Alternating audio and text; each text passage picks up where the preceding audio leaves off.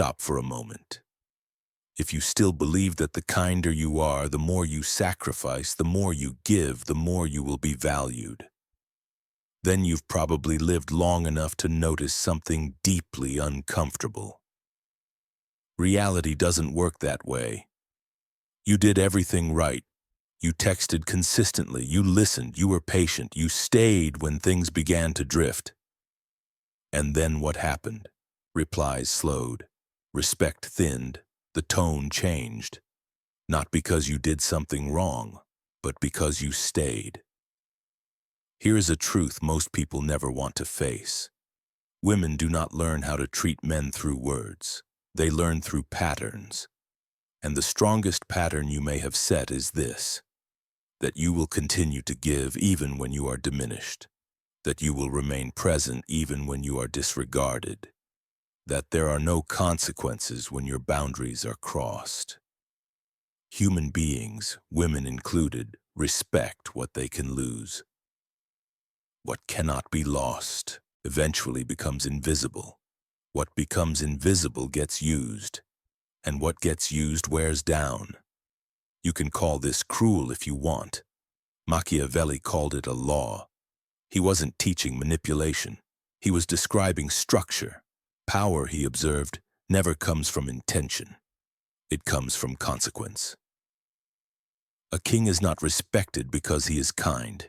He is respected because his limits are real and enforced. In relationships, the principle is the same, only quieter, only more subtle. Many men confuse staying with maturity. They call endurance emotional intelligence. They call silence wisdom. They call self-erasure love. But staying when you are disrespected is not virtue. It is self-devaluation. Every time you tolerate behavior that costs you your self-respect, without consequence, you teach a lesson. This is acceptable. That lesson doesn't need explanation. It's written in behavior, and when it repeats long enough, you are no longer seen as a choice. You become a default. Modern Machiavellian thinking doesn't tell you to become cold.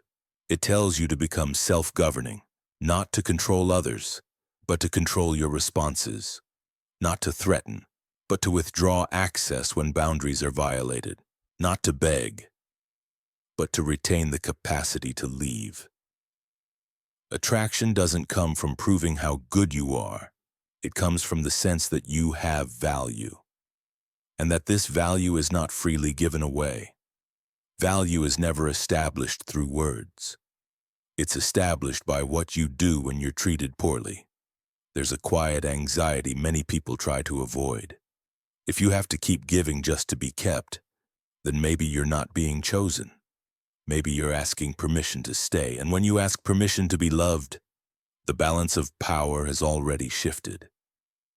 This part doesn't offer solutions, it simply holds up a mirror between what you were taught, be kind, be patient, sacrifice, and what you've actually lived, respect fading the longer you stayed. So the real question isn't, how do I make her value me? The real question is, what taught her that losing me was never a risk? That's where everything else begins. There is a simple truth most people avoid confronting.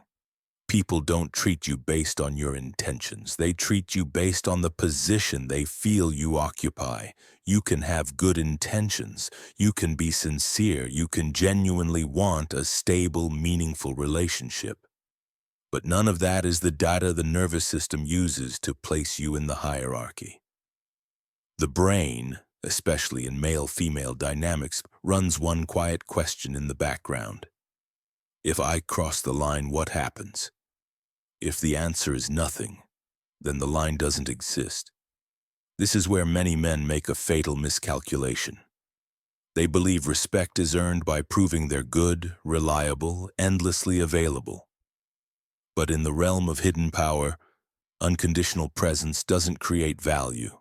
It creates habit. And habit isn't respected. Habit gets used. Machiavelli saw this clearly in politics. A ruler who is generous but undefended will eventually be tested, not because people are evil, but because human beings probe the limits of what they rely on. That rule doesn't disappear in intimate relationships. It just becomes quieter. When you're always there, always flexible, always forgiving, you send a very specific signal. My presence is guaranteed. And what's guaranteed doesn't trigger caution. It doesn't trigger investment. It doesn't trigger fear of loss. Women, like men, don't respect because they're told to. They respect because they feel the risk of losing access. This distinction matters. Risk isn't a threat. Risk is simply the awareness that if this continues, the connection might not. No anger required, no arguments, no long explanations, just consequence. Consequence is the oldest language of power. Children understand it, animals understand it, adults often pretend they don't. Many men avoid consequence because they're afraid of losing the relationship. And that fear is exactly what makes the relationship lose value. Because the moment you need it more than the other person does, the structure tilts. Machiavelli would call this a matter of position. Whoever needs more is weaker, not morally, structurally. When you stay at any cost, you're not proving love. You're proving that your value ranks below your fear of being alone.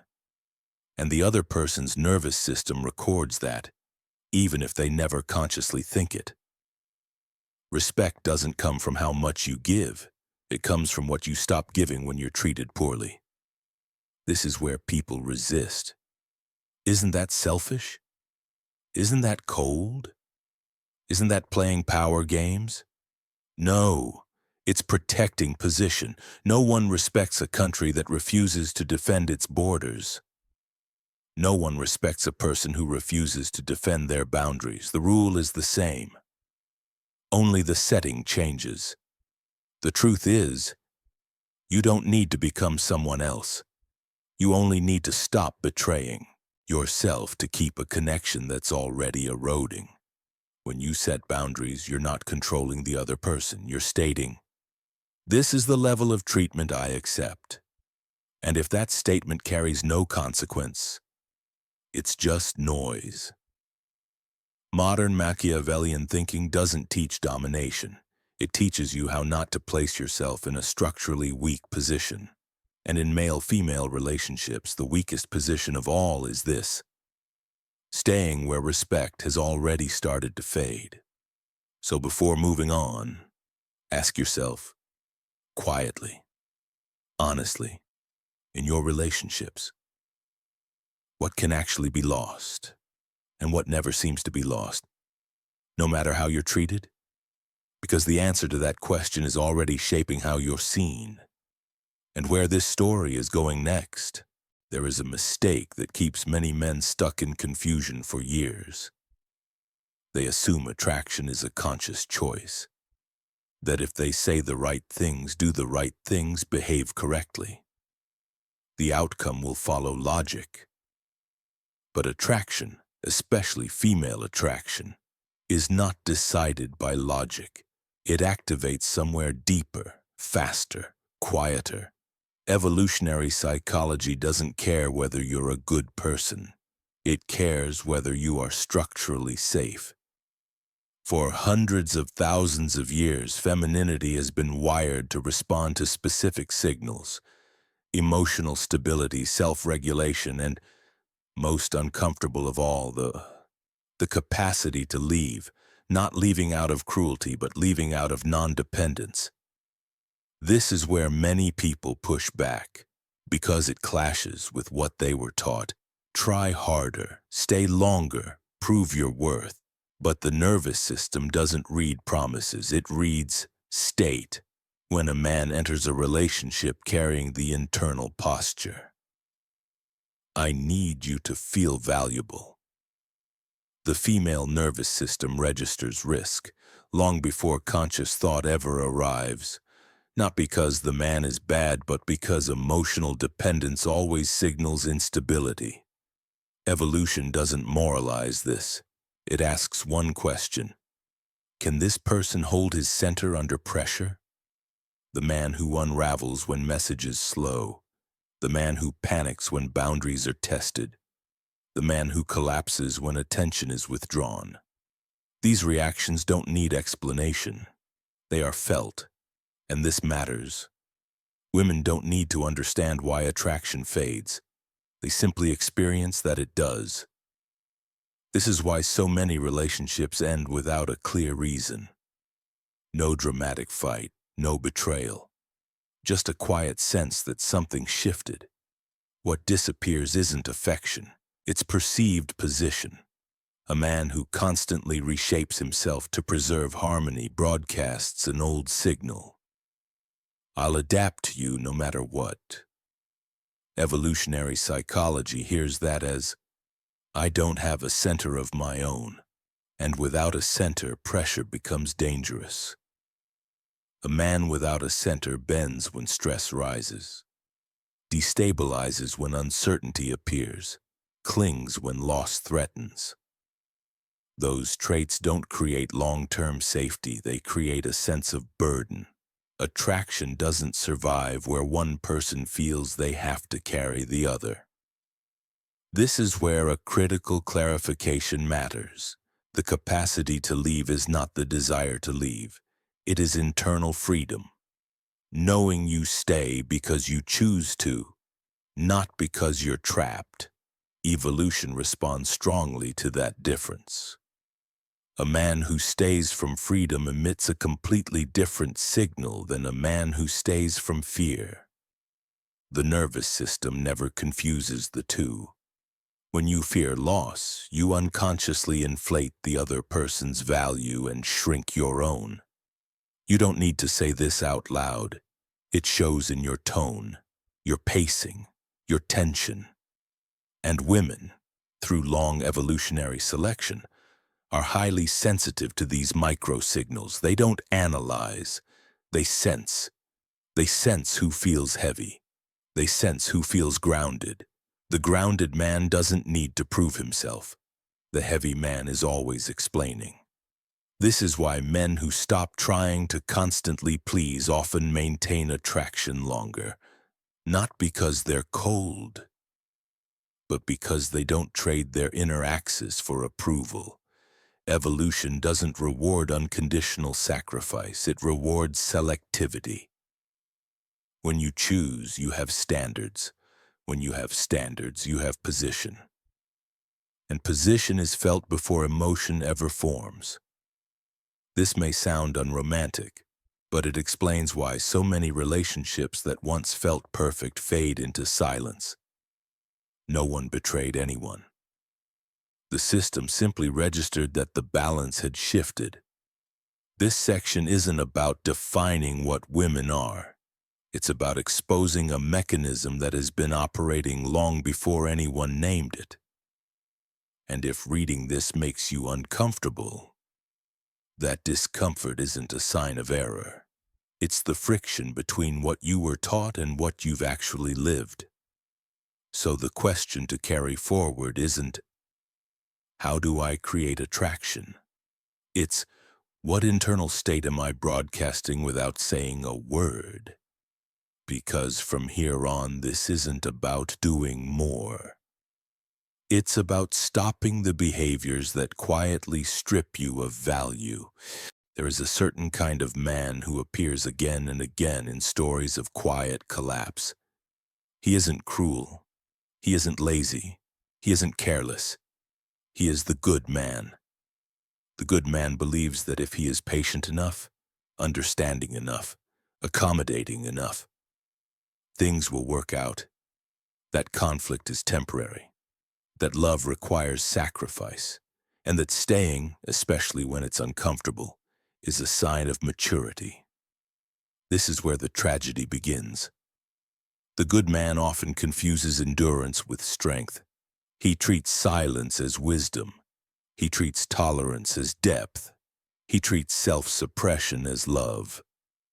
The problem isn't kindness. The problem is kindness without boundaries. When you repeatedly accept behavior that costs you your self-respect, you aren't building understanding. You're training someone how to treat you, and the lesson is consistent. I will stay no matter what. In the language of hidden power, that message has a predictable result. Your presence becomes unconditional, and what's unconditional is no longer evaluated. The good man often says, I don't want to make a big deal. I don't want to be controlling. I don't want to be selfish. But beneath those words is a deeper fear. The fear of loss, the fear of losing the connection, the fear of losing the image of being good, the fear that speaking up will end everything. And that fear creates a quiet paradox. You stay to preserve the relationship, but the way you stay slowly erodes it. Women don't necessarily look down on the good man, but they stop feeling his position when he keeps lowering himself to maintain peace. Not because they're heartless, but because the nervous system reads a familiar signal. This man will not leave. And once the capacity to leave disappears from the equation, power disappears with it. This is often where the good man becomes defensive. He feels misunderstood, mischaracterized, unfairly judged.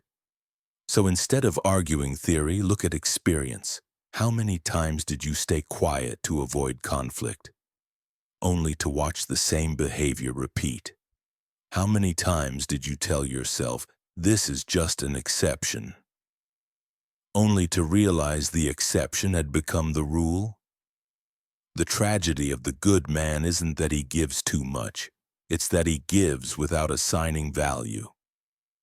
In the world of hidden power, everything has a cost, including your presence.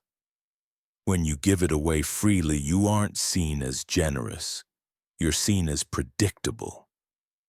Machiavelli observed long ago that those who constantly try to please eventually lose the ability to be respected.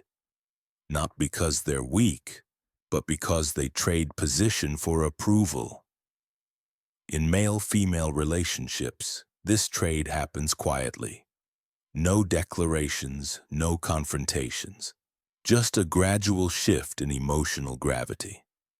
Attraction rarely disappears because of one big mistake. It fades through a series of small concessions, each one carrying no consequence. The good man believes he's building trust, but trust isn't built through self-erasure. Trust is built when both people know there are real limits. When you don't protect your boundaries, you send a dangerous signal. My needs don't matter. And if you don't believe your needs matter, there's no reason the other nervous system should believe it for you. Here's the irony. When the good man finally reaches his breaking point and reacts, he's often seen as changed, unpredictable, not the same anymore, because he taught others that his silence was permanent. This part isn't a call to become harsh or closed off. It's a call to face one uncomfortable truth. Kindness is not the absence of boundaries, and sacrifice does not create value when it's driven by fear. So before moving forward, hold this question quietly. In the moments you stayed silent to keep the peace, were you protecting the relationship? Or were you teaching someone that you could be ignored? There is a quiet moment every relationship passes through. Not when attraction begins, not when conflict explodes, but when a boundary is crossed for the first time, and nothing happens. No response, no consequence, no change. That moment decides the direction of everything that follows. A boundary is not a warning. It is not a speech. A boundary is what happens after a line is crossed. If life continues exactly the same after a violation, then in practice no boundary exists.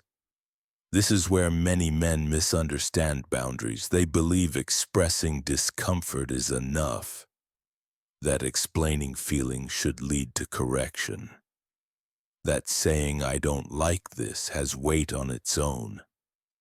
But the nervous system doesn't learn through language. It learns through outcomes. You can say you don't accept disrespect, but if you stay, keep investing, keep showing up exactly the same, the message that lands is simple. I don't like it, but I'll tolerate it. And in the psychology of power, what's tolerated becomes standard. Boundaries don't require aggression. They require consistency. When a behavior costs you your self-respect, a boundary doesn't ask how much you care. It asks one question only. Does this behavior still have access to me? Modern Machiavellian thinking isn't about controlling others, it's about recognizing that real power lies in the ability to withdraw. No drama, no ultimatums, no emotional monologues, just a shift in availability, less access, less explanation, less priority, not as punishment, but as recalibration. When boundaries appear, something subtle happens. The other person begins to reassess the value of your presence, not because they were told to respect it, but because access is no longer guaranteed. Many men resist boundaries because they fear being labeled selfish. But selfishness isn't protecting your limits. Selfishness is expecting respect while refusing to protect your own position. Boundaries don't create distance, they create clarity. Without boundaries, relationships run on emotion and hope. With boundaries, they run on structure, and structure, not intensity, is what sustains respect over time. A man with boundaries doesn't need to prove strength. His calm communicates it. He doesn't argue to win. He doesn't explain to be understood. He doesn't stay to be accepted. He acts in alignment with his standards. That alignment creates a specific force: self-regulation. Women, through evolutionary intuition, recognize this force quickly. Not through analysis, through feeling. They sense a man who doesn't need them to regulate his emotions, who doesn't rely on them to define his worth. And because of that, if they stay, it's because they choose to, not because they're holding him together. Here's the central paradox of boundaries. The moment you stop gripping tightly to keep something, you become harder to lose. Not because you're playing games, but because you're no longer broadcasting fear. Fear dissolves boundaries. Self-governance reinforces them. Boundaries aren't declared once. They're lived daily, through what you allow to continue and what you quietly remove access from. When you set boundaries, you don't guarantee the relationship will survive, but you guarantee something more important. You don't abandon yourself to keep someone else. And from that moment forward, whether the relationship continues or ends, you are no longer operating from a weak position. Because hidden power doesn't come from holding on. It comes from knowing you're whole, even if they walk away. That's where the next part begins. There is a misunderstanding that quietly costs many men their leverage, without them ever realizing it. They assume that giving more creates closeness, that constant availability, constant reassurance, constant presence makes a relationship feel safer. But the mind doesn't invest that way. The human mind doesn't attach deeply to what feels finished. It attaches to what feels open. Psychology has observed this for decades. The mind is unsettled by unfinished loops, and whatever remains unresolved keeps pulling attention back. This is where emotional scarcity enters the picture, not as a tactic, but as a natural byproduct of structure. When you're always available, always responsive, always explaining, you close every loop. Nothing is left hanging. No tension. No curiosity. No reason for the mind to stay engaged, and what doesn't require engagement doesn't generate attraction. Many men confuse emotional scarcity with being cold. But scarcity isn't disappearance, it's not over-delivering access. You don't need to respond instantly to prove interest. You don't need to resolve every feeling to prove care. You don't need to be present in every moment to prove commitment. When you do those things reflexively, you're not creating security. You're removing the other person's opportunity to invest. The mind only invests when there is some degree of uncertainty, not dramatic uncertainty, just the absence of total predictability. When everything is guaranteed, the mind shifts into conservation mode. Dopamine drops, curiosity fades, attention drifts. This is why so many relationships that feel stable slowly lose energy. Not because the connection disappears, Mom, but because nothing is asking the mind to stay engaged anymore. Dopamine doesn't come from receiving. It comes from anticipation, waiting for a reply, waiting for presence, waiting for reassurance, without knowing for certain it will arrive. When your availability is perfectly predictable, your presence becomes background noise, and background noise isn't felt. Emotional scarcity emerges when you stop filling every silence, when you allow pauses to exist, when you let the other person sit with their own emotions, instead of immediately managing them for them. This isn't cruelty, it's respect for the other person's emotional autonomy. And something subtle happens when you do this. The other person starts wondering where you are, what you're thinking, how secure their position actually is. Those questions are the beginning of investment. The man who fears scarcity rushes to close space. He fears silence. He fears misinterpretation. He fears loss. But that fear makes him overexposed, and overexposure erodes value. Emotional scarcity isn't push-pull behavior. It's the natural result of a life that doesn't revolve around the relationship. When your internal center is stable, you don't react to every fluctuation. You allow time to pass, and time is where emotional investment grows. Machiavelli didn't speak in modern psychological terms, but he understood the principle clearly. What is too easy to access is rarely valued. In relationships, your presence is a resource, and resources only matter when they're limited. When you're always there, you're not felt as a choice. You're felt as a constant. Emotional scarcity restores choice, not by withdrawing completely, but by refusing to overgive in exchange for certainty.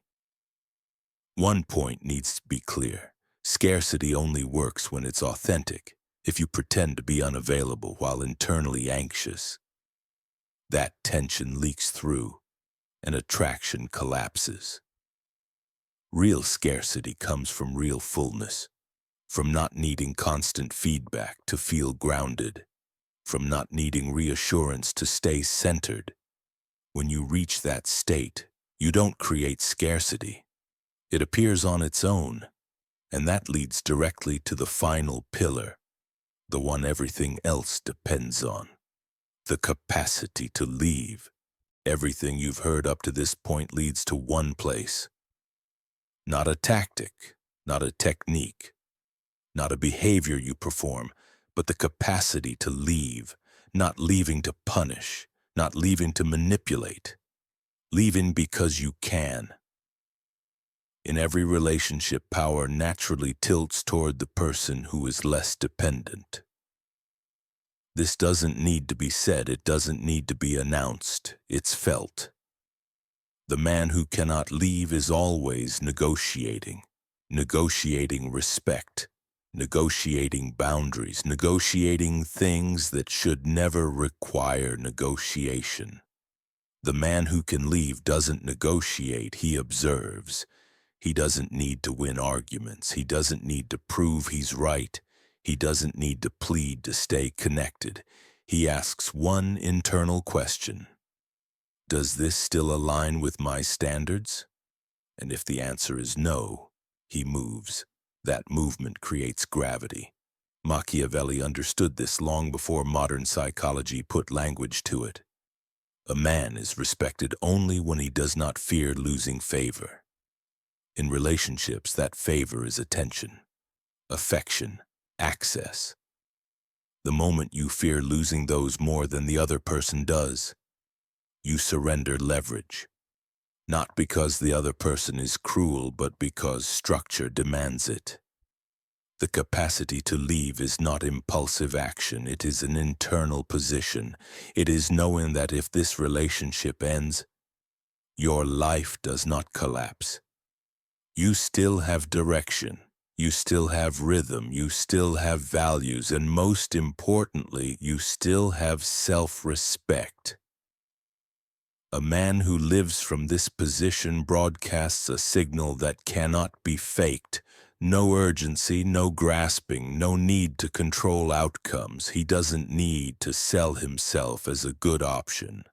His calm already communicates it. Women recognize this signal quickly, not through logic, through sensation. They sense that this man does not cling to connection to fill an inner gap, that he does not need her presence to regulate his emotions, and because of that, if she stays, it is because she is chosen, not because she is holding him together. Here is the paradox at the center of hidden power. When you are genuinely at peace with loss, you become harder to lose, not because you are threatening, but because you are no longer signaling fear. Fear melts boundaries. Fear drives over-explaining, over-giving, overstaying.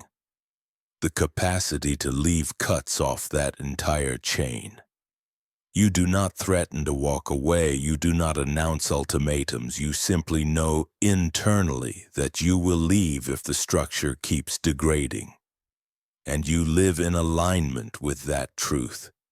When boundaries are crossed, you don't explode. You don't beg. You reduce presence, not to hurt, not to punish, but to restore order.